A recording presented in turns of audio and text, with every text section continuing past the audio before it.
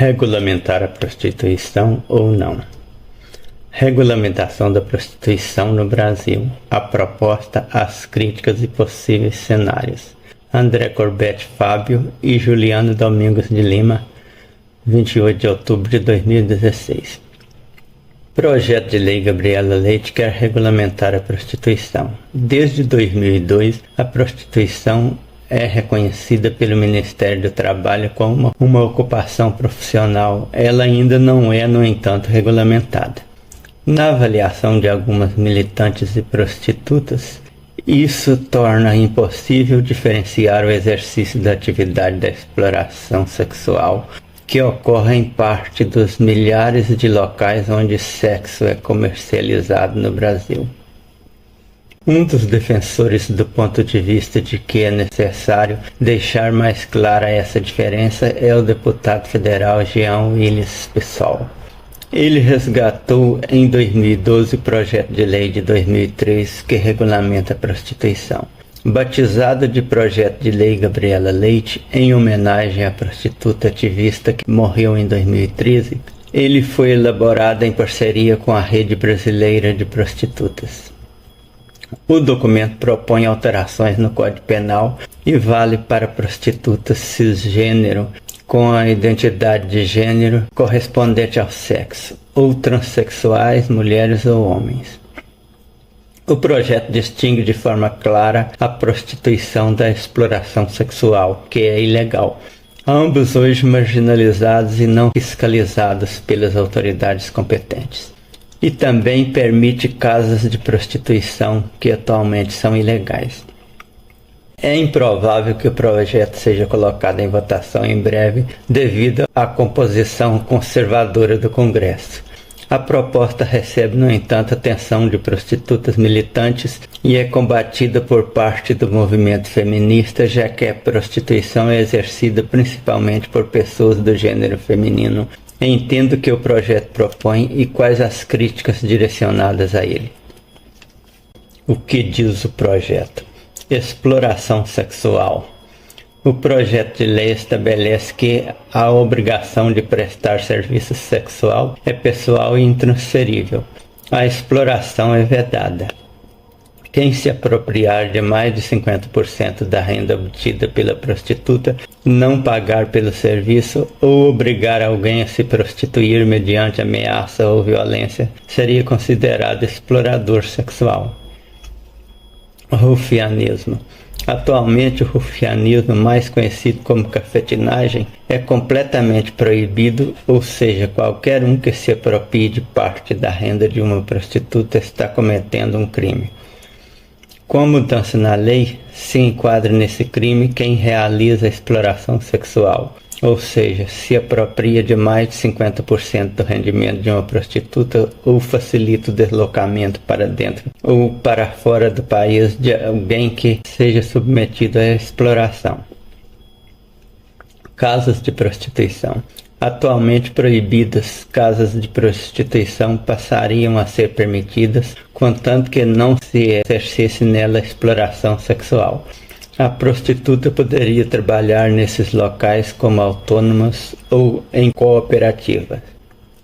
As casas de prostituição, onde há prestação de serviço e condições de trabalho dignas, não são mais punidas, afirma o projeto. A aposentadoria especial.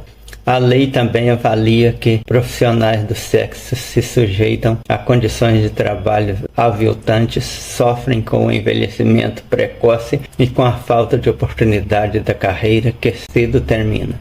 Por isso, teriam direito à aposentadoria especial pelo INSS, Instituto Nacional de Seguro Social, ou seja, obtida após apenas 25 anos de contribuição, 10 a menos do que a aposentadoria regular para mulheres. O que diz quem defende o projeto?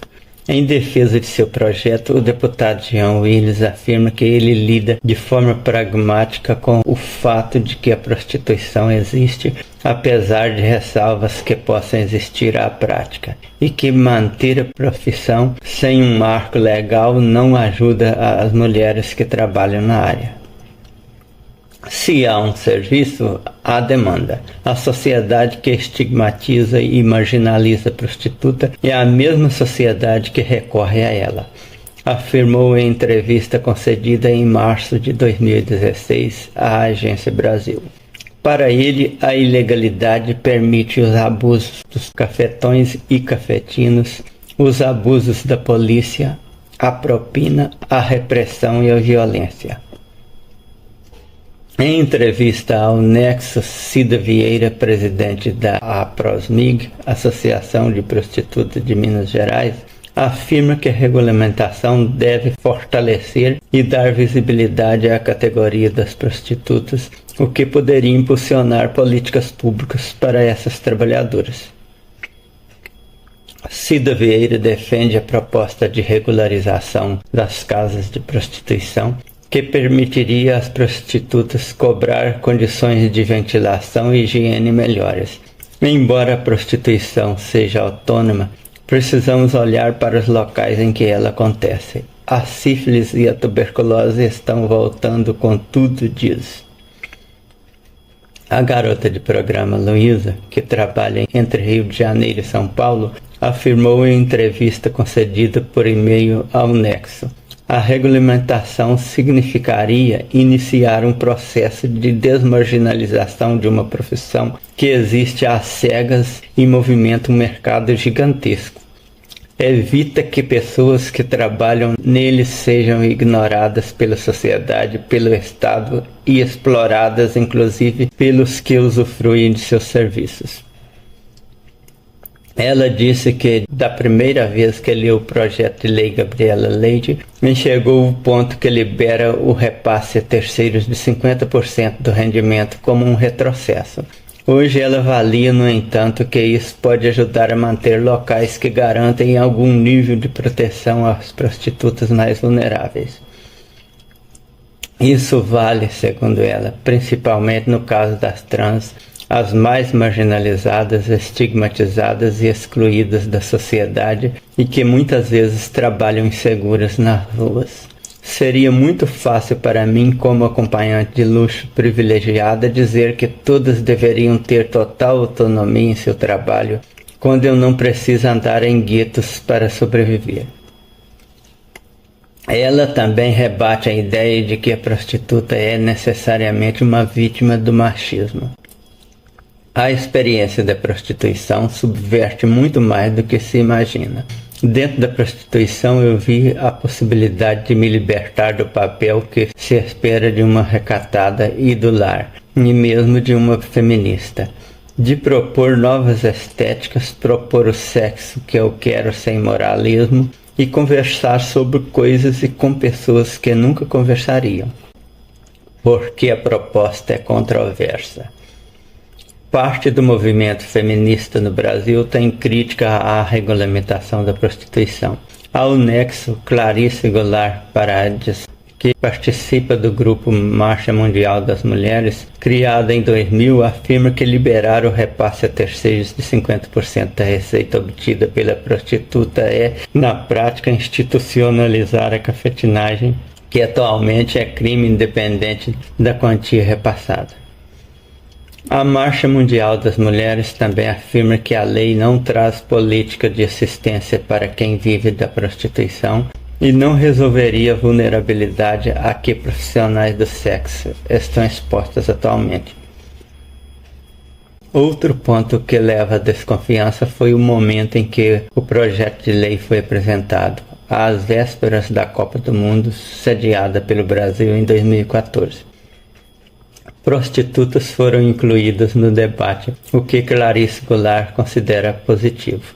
Ela pondera, no entanto, que em vários outros países que sediaram a Copa se tem notícia de que esse processo de flexibilização da legislação em relação à prostituição também aconteceu. Como se a tarefa do país que cedia o evento fosse também a de oferecer corpos femininos no mercado para a satisfação do prazer sexual masculino.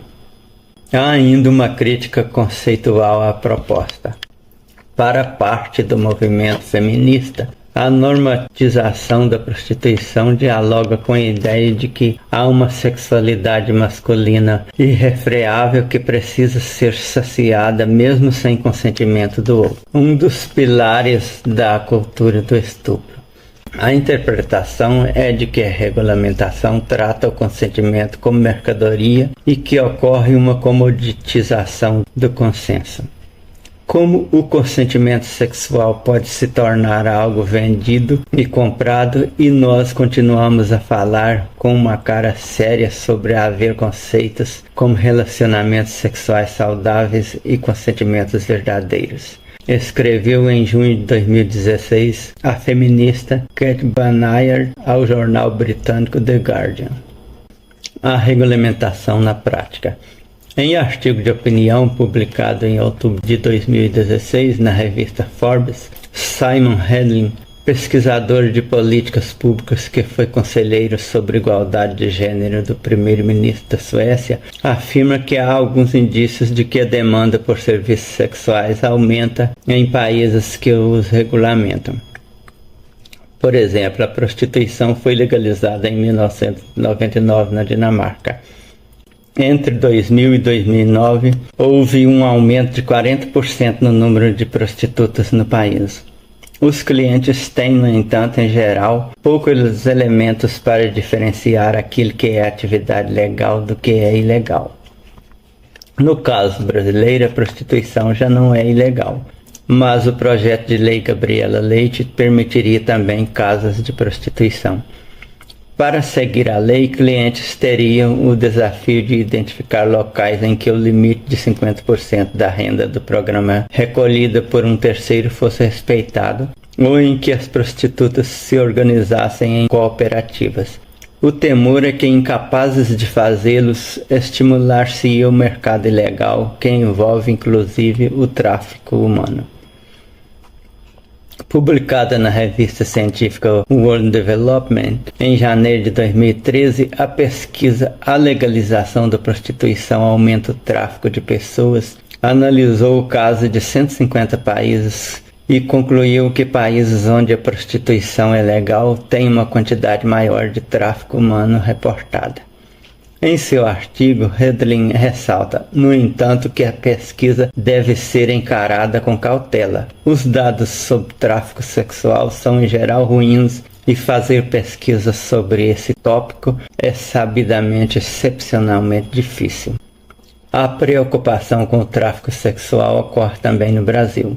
Em entrevista concedida em março de 2016 à Agência Brasil, Tânia Navarro Soen, historiadora da Universidade de Brasília, afirmou que a legalização da prostituição incentiva o tráfico ignóbil, imundo e nojento que força as mulheres a se prostituírem.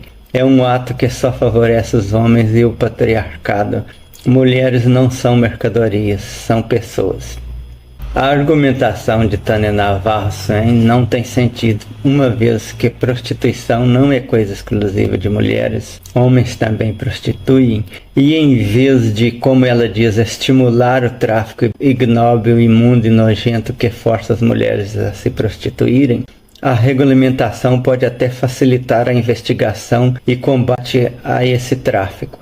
As pessoas que prostituem, em grande parte, escolhem essa atividade porque nela conseguem ganhar muito mais do que com um emprego comum. Se algumas o fazem por não ter outra oportunidade de trabalho, não estão em condições tão diferentes da maioria das pessoas que exercem uma determinada profissão não por gostar dela, mas por não encontrarem outra melhor para se manter. E a conclusão da revista World Development pode conter engano, como ressalta Simon Hedlund, uma vez que onde há regulamentação o tráfico humano é descoberto com mais facilidade e onde não há, fica muito mais crimes encobertos. A regulamentação é o caminho.